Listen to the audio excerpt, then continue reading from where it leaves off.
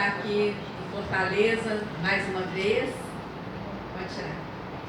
Com vocês, agradeço professor Justino e professor Jânio pela organização e todos os demais envolvidos na organização, Simprofaz, na pessoa do Juliano e do Aquiles, que é o presidente, que viabilizaram também a minha viagem para cá. Eu vou fazer uma exposição, o tema central é a reforma da Previdência, né, que é o tema do momento. Mas eu tenho começado as palestras que eu tenho feito abordando a conjuntura, para a gente entender a conjuntura em que essa reforma, que na verdade é uma destruição da Seguridade Social, como ela chega, né? O que está possibilitando a apresentação de uma proposta tão drástica, né? Tão inaceitável. Então a conjuntura é de crise.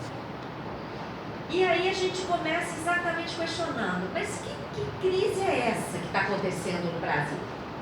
A crise é um fato, o PIB está caindo, as empresas fechando, várias já fecharam, desde 2015, desemprego recorde, contingenciamento cada vez mais elevado, cortes em todas as áreas, a crise é um fato. Agora, o que provocou essa crise? A gente tem estudado os motivos, né? O que provoca crise no capitalismo? O principal fator que provoca crise no capitalismo é a quebra de bancos, que inclusive foi o que provocou a crise recente, né? Relativamente recente, na década passada, lá nos Estados Unidos. Todo mundo se lembra do Lehman Brothers, que quebrou? E vários outros queriam quebrar, mas o Banco Central americano correu e salvou. Injetou mais de 16 trilhões de dólares no sistema bancário americano. Nós tivemos alguma coisa parecida com quebra de bancos aqui no Brasil, gente? Nada. Nós também não tivemos nenhum adoecimento da população, algo que impedisse o nosso povo de trabalhar. Não tivemos também quebra de safra, que levasse a fome. Não tivemos guerra, graças a Deus. O que produziu essa crise? Outra questão, o que explica esse cenário de crise, que não tem dinheiro para nada, que tem que privatizar tudo, que tem que cortar gastos, cortar direitos, cortar investimentos, etc. O que explica esse cenário de crise? Se nós temos cerca de 4 trilhões em caixa. Todo mundo aqui sabia disso? Que nós temos mais de 4 trilhões em caixa? Quem não sabia, levanta a mão, para eu ter uma ideia. Olha, quanto, gente? Onde que está esse dinheiro? Aquele link ali, ó, eu comecei a colocar link, gente, porque antes eu debato muitas vezes com gente do governo e eles me questionavam assim, na mesa, em público. Aí agora eu coloco o link. Se vocês clicarem aquele link, acho que eu vou falar de pé ali de lado. Vamos trocar? Não. Eu fico aqui no cantinho. Vou ficar no cantinho aqui, de pé, eu vou olhando mais solto, né? Aí eu coloquei aquele link ali, agora eles não me questionam mais não. Eles admitem que tem dinheiro. E se vocês clicarem ali, vai cair numa tabela do Banco Central. Então o dado é inquestionável. Então eles já admitem, tem esses 4 trilhões, mas não pode gastar. Por isso que eu uso a palavra cenário, gente. Cenário. Nós estamos num cenário de crise fabricada. Tá? Então nós temos todo esse dinheiro aí, ó, 1.270 no caixa do Tesouro Nacional, 1,2 trilhão no caixa do Banco Central e mais de 1,5 trilhão, porque esse dado aqui está convertido em dado de dezembro, e de lá para cá o dólar já subiu. Então mais de 1,5 trilhão em reserva. 4 trilhões líquidos na gaveta, aqui no Brasil e lá fora. Tá? Além disso, nós temos toda essa riqueza aqui no Brasil, nona maior economia do planeta, todos os minérios, matrizes energéticas, etc, todas as riquezas. Uma das coisas que o governo diz que a crise, né, está posta e tem que cortar, fazer ajuste fiscal, etc., é pagar a dívida. Inclusive, lá na exposição de motivos, o Guedes fala que a dívida tem provocado um aumento, a dívida tem crescido por causa dos gastos com a Previdência. Olha só, se isso é verdade. De 95 a 2015, portanto em 20 anos, nós produzimos 1 trilhão de superávit primário. 1 trilhão. O que é um superávit? Só para lembrar.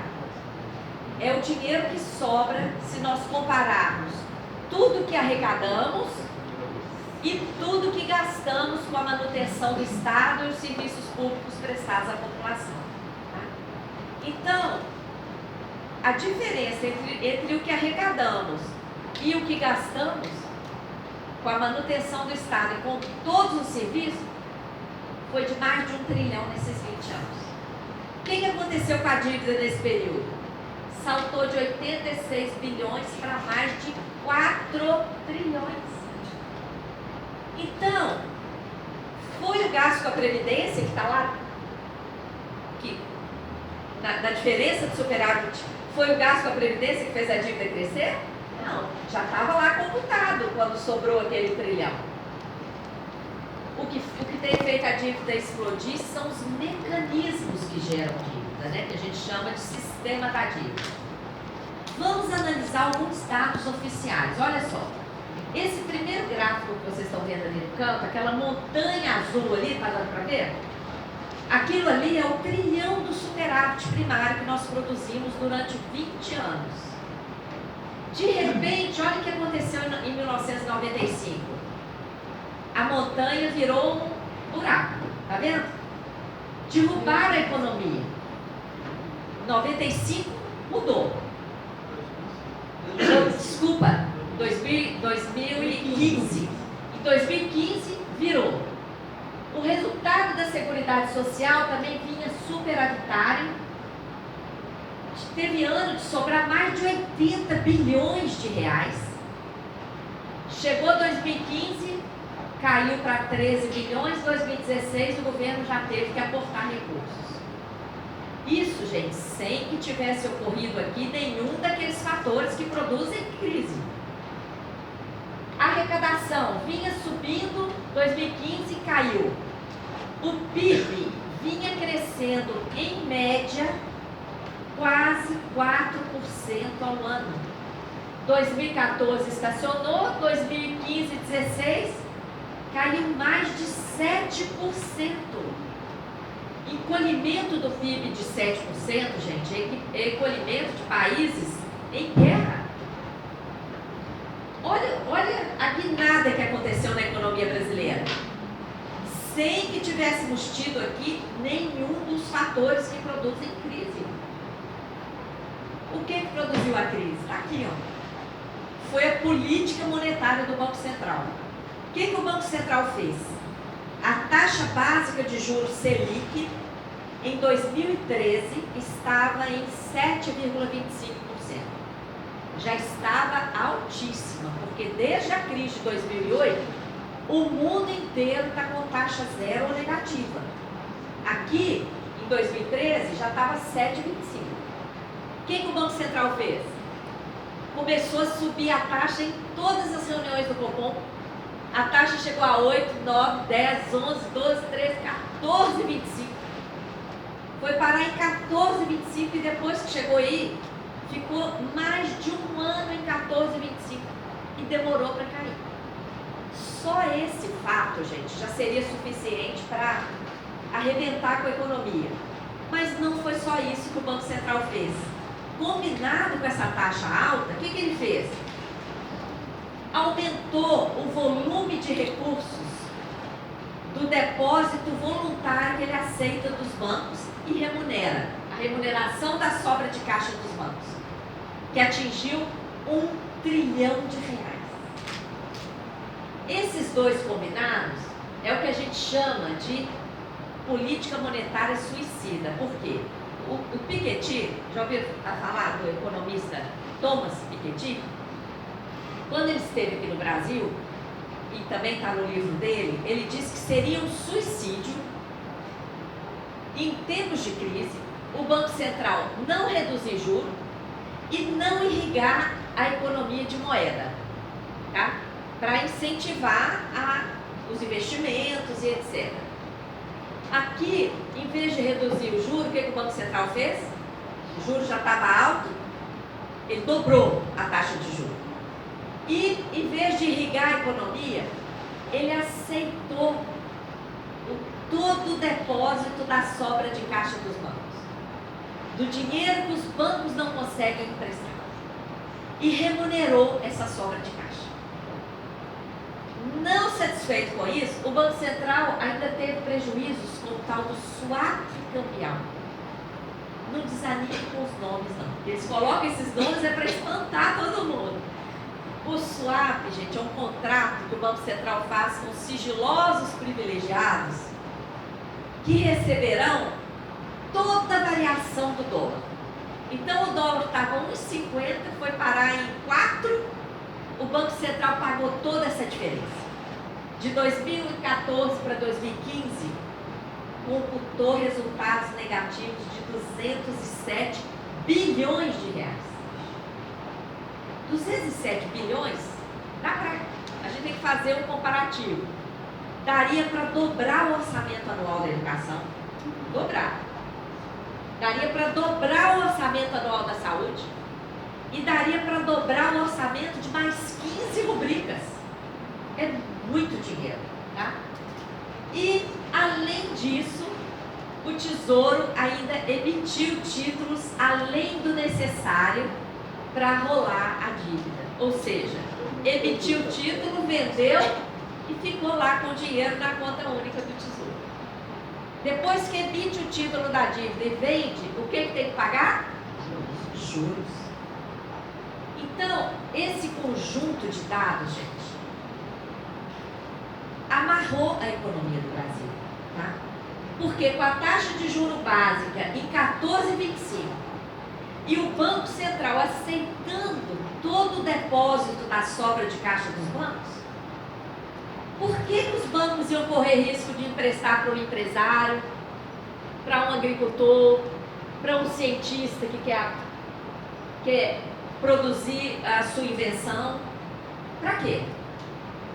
As empresas não tiveram acesso a capital de giro e o que aconteceu? A dívida cresceu 732 bilhões de reais em 11 meses. E o investimento em 2015, menos de 10 bilhões. Todo esse crescimento na dívida foi destinado para alimentar esses mecanismos que, ao mesmo tempo, provocaram o aumento da dívida e provocaram a crise. Essas telas, gente, vão ficar disponíveis, já estão aqui no computador da professora Rose, e tem vários links. Por exemplo, esse artigo, O Banco Central está suicidando o Brasil, que nós publicamos em janeiro de 2016. Se tivessem dado ouvidos, talvez a gente não chegasse no ponto em que chegamos. Enquanto a gente produzia aquele superávit de 1 trilhão, superávit primário, nós produzíamos o déficit nominal. Por quê? O superávit primário só computa receitas primárias e despesas primárias. As despesas financeiras só aparecem no resultado nominal. Quando a gente joga despesa financeira, olha aqui, tudo abaixo de zero. Vocês estão vendo aí as retas para baixo de zero? O que está em vermelho é o resultado nominal negativo. E olha a conta do juro em preto. O que produz o resultado nominal negativo? A conta do juro. O gráfico mostra exatamente onde é que está o déficit. Então, o déficit não está no gasto com a Previdência que estão querendo destruir. Não está na manutenção da educação, que está sofrendo cortes absurdos, ou da saúde, onde é que está o rombo das contas públicas? Está no gasto financeiro. E qual medida está sendo tomada para conter o gasto financeiro? Nenhuma. Pelo contrário, tá? A emenda do teto deixa todos os gastos financeiros livres, fora dos limites da emenda do teto, tá? Da emenda constitucional 95. Enquanto o PIB cai, as empresas quebram, o desemprego aumenta, o lucro dos bancos bate recorde. 95, que foi um ano que o PIB caiu quase 4% e aconteceu tudo isso, em 2015, toda hora eu falo 95, em 2015, olha o que aconteceu, o lucro dos bancos foi 96 bilhões e eles ainda fizeram uma provisão de 187 bilhões, essa provisão sai do lucro, diminui o lucro, inclusive o lucro tributável. Como explicar esse aumento absurdo dos lucros dos bancos se toda a economia definhou? O banco produz alguma riqueza? De onde veio esse lucro todo? Daqueles mecanismos que produzem dívida, produzem crise e alimentam o lucro dos bancos. Eu queria explicar um pouco essa remuneração da sobra de caixa dos bancos, porque esse é o principal mecanismo de política monetária que produziu a crise. E o que nós precisamos, gente? Nós precisamos, principalmente aqui que são alunos de pós-graduação, não é isso? Nós precisamos que muitas pessoas escrevam sobre isso, produzam artigos sobre isso, principalmente no âmbito da academia, tá? Porque isso não é ensinado nas faculdades de economia, não chega no detalhe da prática, do que está acontecendo de verdade. Quando se estuda política monetária, se estudam aqueles modelos importados de Chicago, aqueles modelos, entendeu, teóricos, mas não chega nessa questão aqui prática, que é o que a gente precisa popularizar. Essa remuneração da sobra de caixa dos bancos é o mecanismo mais escandaloso que existe, porque ao mesmo tempo ela gera dívida pública. Hoje ela está gerando 1 trilhão e 200 bilhões, gente, quase 20% do PIB. 1 trilhão e 200 bilhões da nossa dívida interna está sendo usada para remunerar a sobra de caixa dos bancos. Isso é dívida? Isso é a utilização da dívida para transferir dinheiro para o sistema financeiro. Gerou um rombo de 754 bilhões em 10 anos. Nós tivemos acesso aos balanços do Banco Central. Olhamos os balanços ano a ano, somando todo ano o que foi gasto nessa remuneração, chegamos a isso aqui, ó, em 10 anos, sem atualizar. Se atualizarmos de 10 anos para cá, de 9 para cá, de 8 para cá, a gente chega no trilhão que o Guedes quer com a reforma da Previdência, tá? Produz escassez de moeda na economia. Quando o Banco Central aceita que os bancos depositem o que eles não conseguiram emprestar, o que isso gera? O dinheiro que devia estar lá no banco, deveria estar lá no banco para ser emprestado para as empresas, fica depositado lá no Banco Central, sendo remunerado. Vamos raciocinar ao contrário. O que vocês acham que aconteceria se o Banco Central parasse de remunerar essa montanha de 1 trilhão e 200? O que vocês acham que aconteceria se o Banco Central falasse: bancos, toma aqui o seu 1 trilhão e 200? Vocês acham que os bancos iam querer ficar com esse dinheiro na gaveta, como o Banco Central fica? O que vocês acham? Não. Os bancos iam querer fazer o quê? Iam querer emprestar. Mas para emprestar, o que eles teriam que fazer? Baixar o juro. o que seria da economia brasileira irrigada com mais de R$ 1 trilhão a juro baixo, gente? Acabou a crise, concorda?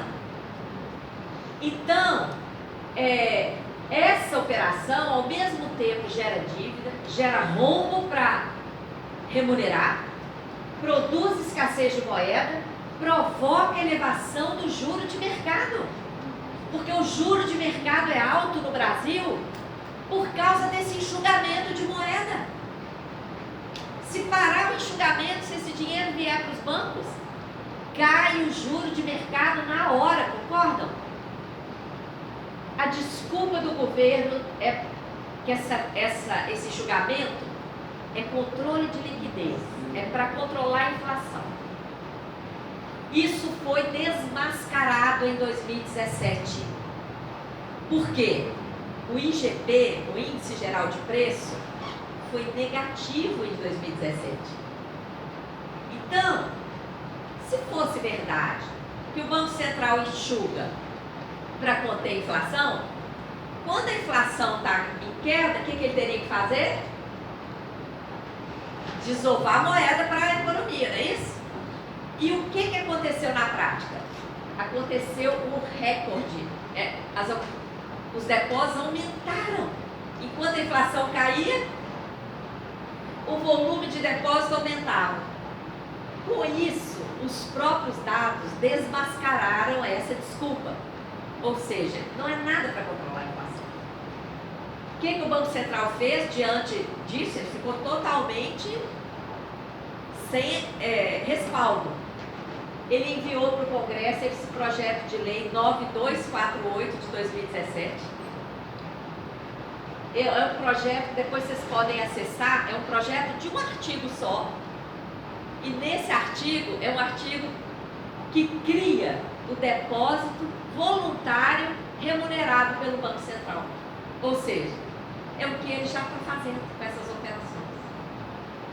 Então, além de tudo, gente, além de ser uma operação que provoca todo esse dano às contas públicas e à economia do país, ainda é uma operação ilegal. Olha só que escândalo. Então, é muito importante que a academia abrace isso aí, faça artigos, estudos sobre isso.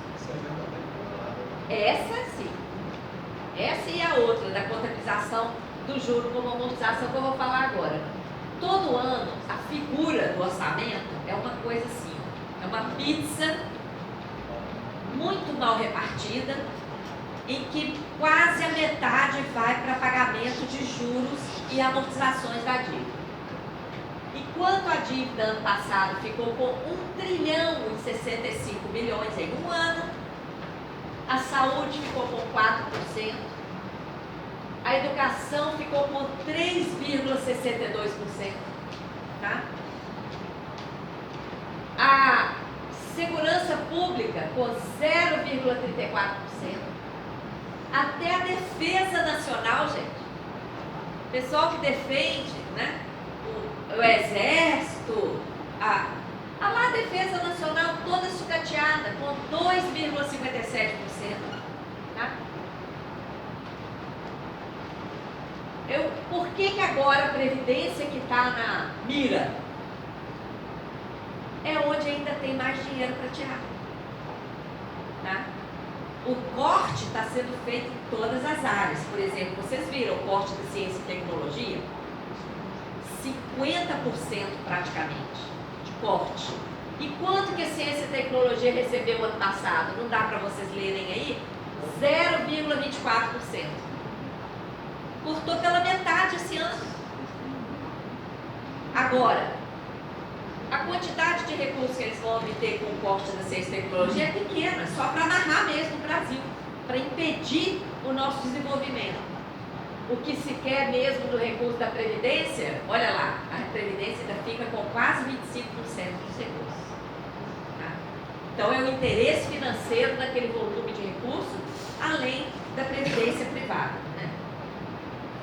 Esse uso errado da dívida para remunerar a sobra de caixa dos bancos, para alimentar swap cambial, etc., nós denominamos sistema da dívida.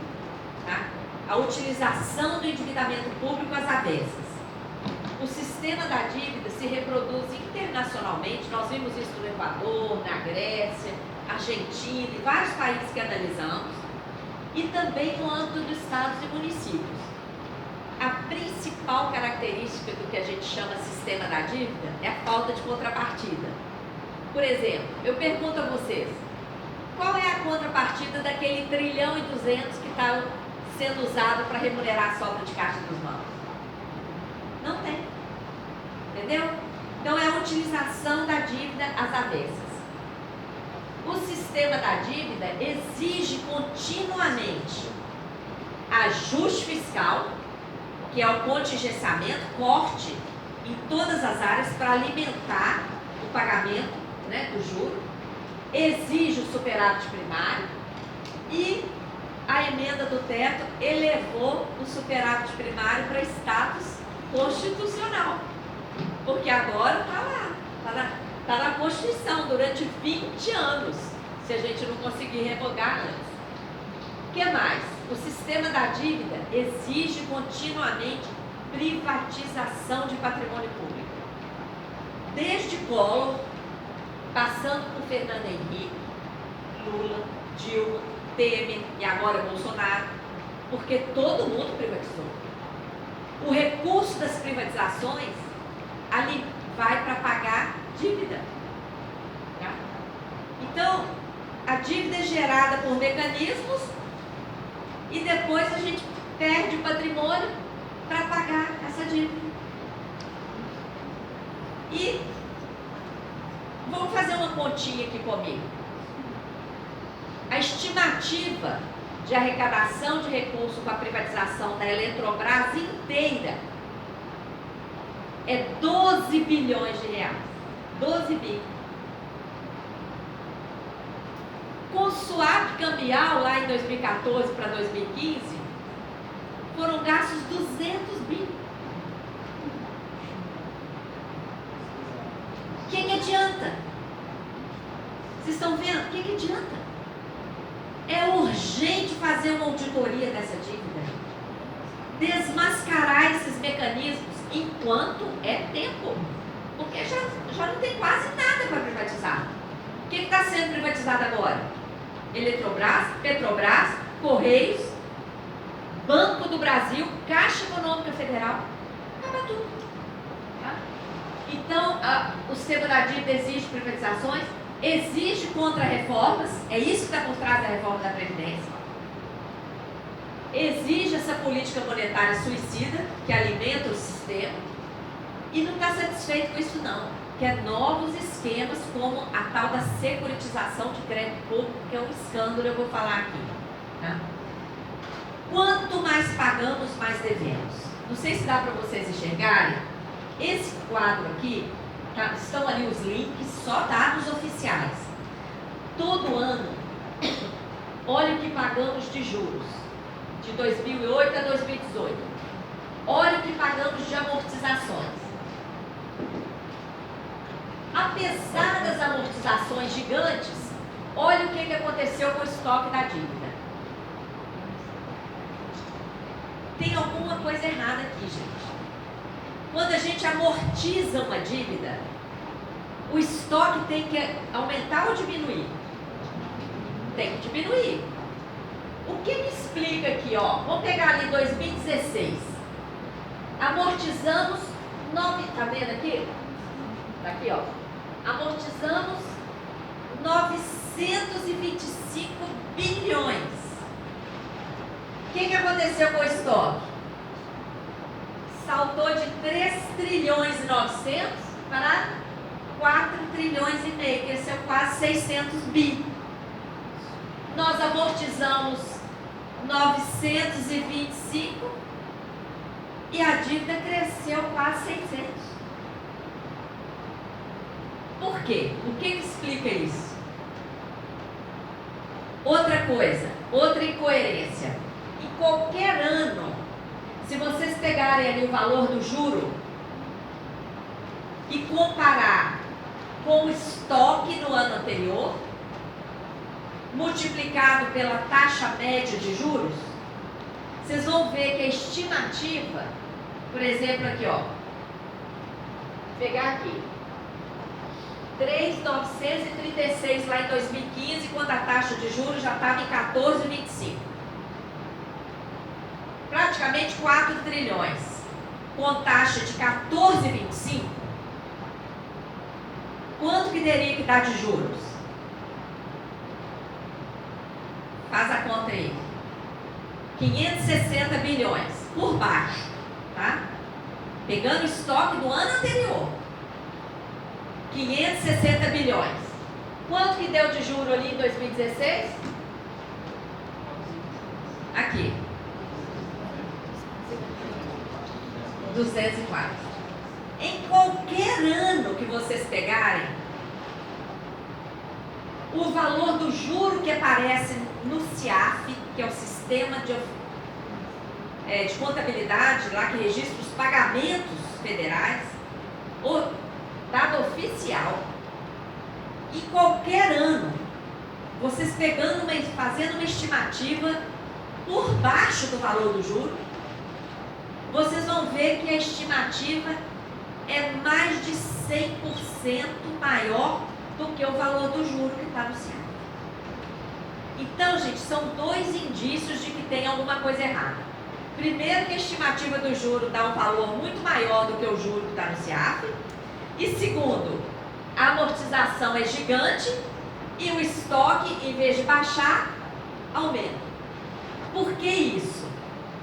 Porque todo ano a maior parte do juro está sendo contabilizada como se fosse amortização. Essa sim, a maior pedalada que tem, tá? Porque juro é despesa corrente. Então o privilégio é o seguinte: faltou recurso aqui para a educação, o que estão fazendo? Corta. Faltou recurso para despesa corrente com ciência e tecnologia? Corta. Faltou recurso para despesa corrente com saúde? Corta. Vocês já ouviram falar de faltar recurso para despesa corrente com juro? Não falta. E juro é despesa corrente. Por que não falta? Por causa dessa manobra aqui, ó. Se a gente pudesse fazer um desenho do gasto com juro, seria um desenho assim, ó, como esse aqui, ó. Por quê? Porque dentro do estoque da dívida tem vários tipos de títulos com tamanhos de juros diferentes, ó, ok? Então o desenho seria aquilo ali. O que acontece todo ano? Corrigem o estoque e toda essa correção aqui é paga com emissão de novos títulos. Só que essa correção, ela está dentro do juro. Se você comprar um título indexado a Selic, ou indexado a IGP mais X, ou IPCA mais Y, concordam? A atualização já está lá dentro? Então, quando fazem essa manobra, toda essa parte dessa atualização paralela é contabilizada, maquiada, como se fosse a amortização. E só aquele pedacinho ali que sobra do juro é que está sendo contabilizado no CIAF como juros. Deu para entender, gente? Por isso é que a dívida se amortiza centenas de bilhões e em vez da dívida cair, o estoque caiu, o estoque aumenta. Então, em resumo, a dívida tem sido gerada por vários mecanismos financeiros. A dívida brasileira, por exemplo, não pode ser comparada com a dívida do Japão. Tem gente que fala, mas a dívida do Brasil ainda não é nem 100% do PIB. A dívida do Japão é mais de 200%. É. Só que o que formou a dívida do Japão? Dívida para investimentos. Vê que aquele país lá, perdido lá no oceano, com um clima horroroso, lá tem tudo, né? Lá tem terremoto, tem maremoto, tem tsunami, tem um clima horroroso e olha o desenvolvimento socioeconômico. Eles pegam dívida para fazer investimento, a juro negativo. O Brasil pega a dívida para quê? para contabilizar juros como amortização, para swap, para remunerar a sobra de caixa dos bancos, para cobrir prejuízo do Banco Central, etc. Tá? Se colocarmos em perspectiva, gente, olha o gasto com o pessoal onde que está, nessa linha verde, olha o gasto com previdência, a linha vermelha, olha o gasto com a dívida na linha azul. É o maior de todos e é o gasto que está dando saltos, olha lá. Enquanto os outros não tem nada de anormal, tem um crescimento ali, uma rampa suave. Olha o gasto lá com a dívida. E o que está sendo feito para regrar o gasto com a dívida? Absolutamente nada. Tá? Resumindo tudo que eu falei até aqui, para analisar essa conjuntura de crise e o papel da dívida nessa conjuntura. A crise está sendo gerada por essa política monetária do Banco Central, que ao mesmo tempo gera dívida, gera um rombo, faz aumentar a taxa de juros de mercado e impede as empresas de funcionar. E aí, fabricada a crise tem justificado medidas que mais uma vez favorecem o setor financeiro. Então o setor financeiro lucrou com as medidas que provocaram a crise e agora lucra com os remédios, que na verdade estão muito mais próximos de venenos que estão sendo adotados sob a justificativa de corrigir a crise. A emenda do teto, emenda 95, que deixou a dívida fora do teto. Todo mundo aqui sabia que o gasto financeiro com a dívida ficou fora do teto? Todo mundo sabia? Não? Aí. A emenda do teto congelou durante 20 anos todos os gastos com a manutenção do Estado e com os serviços prestados à população. Só as despesas primárias. Deixou fora do teto os gastos financeiros com a dívida. E deixou fora do teto os gastos com as novas empresas criadas para operar o esquema de securitização de créditos. As reformas, o que justificou a reforma trabalhista? Tem uma crise, tem que cortar direitos trabalhistas para gerar mais empregos. Pois bem, fizeram a reforma trabalhista, retrocedemos a antes de Getúlio Vargas. Quantos empregos foram gerados? Nenhum. Tá? Agora é a vez da reforma da Previdência, sob as mesmas justificativas de contornar a crise. Privatizações, o esquema e a autonomia do Banco Central. Por que querem a autonomia do Banco Central? Para o Banco Central ficar livre para fazer essa política monetária. Tá? Então, nessa conjuntura, gente, de crise fabricada, o Bolsonaro quer fazer 7 reformas. A primeira é a nova Previdência, mas está ali também a autonomia do Banco Central, está tudo ali. Na exposição de motivos, o Paulo Guedes reconhece que tem um nó que amarra o Brasil, só que ele erra feio ao dizer que o nó está no gasto previdenciário e que é a Previdência que está fazendo aumentar a dívida pública. Aí ele erra feio. Nós já vimos, né? É a Previdência que está fazendo aumentar a dívida? Não. Né? Na própria exposição de motivos, aqui saiu um pouquinho do lugar, da própria exposição de motivos da PEC, tem essa tabela que mostra que o trilhão que o Guedes quer cortar vai sair dos mais pobres. 715 bilhões vão sair do RGPS. O que é RGPS? Regime Geral de Previdência Social, é o INSS. O limite, o teto do INSS é R$ 5.839, mas quase ninguém ganha isso. Mais de 80% das pessoas recebem até 2 salários mínimos. Então, gente, 715 bilhões vão sair dessas pessoas. E aqui na última linha, BPC e abono salarial 182. Somem comigo, 715 mais 182 dá quase 900 bilhões. menos aqui os 27 da mudança de alíquota aqui, aqueles R$5 que quem ganha um salário mínimo vai pagar a menos, dá 870, tá? 870 bilhões sairão de quem ganha até 2 salários mínimos. Os outros 200 bilhões sairão dos servidores públicos, que também não podem ser chamados de privilegiados.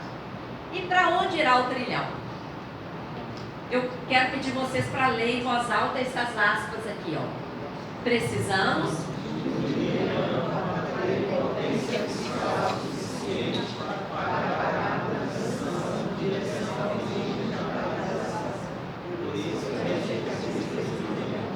E agora que a capitalização saiu? por enquanto, né? Por enquanto, saiu do relatório do... Eu vou falar sobre isso. Isso aqui, gente, o Guedes, se vocês quiserem assistir o ministro Guedes falando isso, está aqui no link e está no vídeo também que a auditorizada produziu com a TV comunitária, vocês podem acessar. Está claro o objetivo da reforma? É tirar benefício dos mais pobres para viabilizar a capitalização. E tem mais. Essa capitalização está lá na exposição de motivos. Introduzir em caráter obrigatório a capitalização tanto no regime geral como no regime próprio.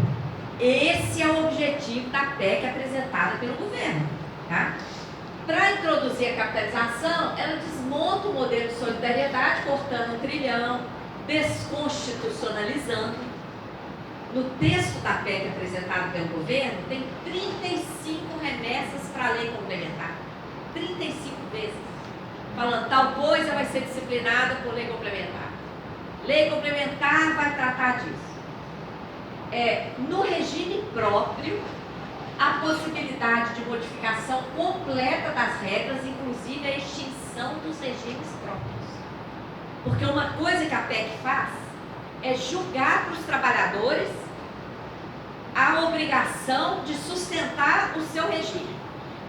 Porque ela esquarteja a seguridade, ela segrega contabilmente as ações de saúde, previdência e assistência. Então a previdência, tanto do regime próprio como geral, vai ter que ser bancada pelos trabalhadores. Agora, como? Se criar a capitalização, os trabalhadores vão parar de contribuir para o INSS, vão passar a contribuir para a sua conta individual. Como que o INSS vai bancar as aposentadorias de quem já está aposentado? E no regime próprio, não pode fazer concurso por causa do teto? Aí não tem concurso, não entra mais, como é que os trabalhadores vão financiar o próprio regime? Que entra já está no FUNPRESP agora. E também os novos já estão no FUNPRESP. E houve uma campanha imensa de migração, então realmente a gente está puxando nosso tapete, né? Exatamente, é para destruir, é para ninguém ter direito à aposentadoria. E correr para os fundos privados, né? Que não dão garantia alguma, tá? O relatório do deputado Samuel Moreira, apresentado há poucos dias, na Comissão Especial da Reforma, na Câmara dos Deputados, excluiu a capitalização. Mas olha aqui a notícia. Planalto tentará retomar a capitalização. Então, cadê a que perguntou? Ela deu uma saidinha, né? Depois mostra para ela. O governo tentará retomar. Os riscos da capitalização, ali tem uma exposição que eu fiz à Comissão Especial, vocês podem assistir depois. Eu fiz aqui uma análise do relatório do deputado Samuel, um resumo, com o apoio de um estudo feito pelo advogado Luiz Alberto dos Santos. O relatório mantém alguns danos, traz alguns aperfeiçoamentos, traz alguns retrocessos e algumas inovações. Então vamos ver. Os danos que ele mantém. O cálculo com base em 100% das contribuições. Antes do cálculo da aposentadoria, que podia pegar 80% e desprezar os 20 piores. As regras para pensão por morte, cortando até 60%. Veda acumulação maior que 2 salários mínimos. Revoga regras de transição da emenda 20, da emenda 41 e da emenda 47. mantém as contribuições progressivas com elevação de alíquotas, mantém o aumento de alíquota de servidor público para até 22%. Então, os aposentados que estão achando que têm direito adquirido e não serão atingidos, vão dobrar a contribuição. E quando dobra a contribuição, sai de onde? Do provento, tá? FUNPRESP pode passar para entidade aberta, ou seja, administração privada. Abono de permanência agora é uma possibilidade, não é mais um direito, vai depender do órgão. Fim da aposentadoria por tempo de contribuição sem idade mínima no regime geral. Aposentadoria por idade no regime geral, 62 anos para mulheres, 65 para homens, quer dizer, estabeleceu idade mínima. Aposentadoria de professores é remetido para a lei ordinária, mantendo algumas regras para os atuais, entre várias outras. Aqui são os principais, tá? Quais os aperfeiçoamentos do relatório do Samuel Moreira? Primeira, suprime as regras de capitalização. Mas vocês já viram a notícia, né? O governo vai tentar retomar. Suprime regras do BPC. Isso foi um aperfeiçoamento. BPC é o benefício de prestação continuada para idosos miseráveis, né? Que estava sendo adiada para 70 anos. Garante a aposentadoria com 60 e 55 anos para trabalhadores rurais.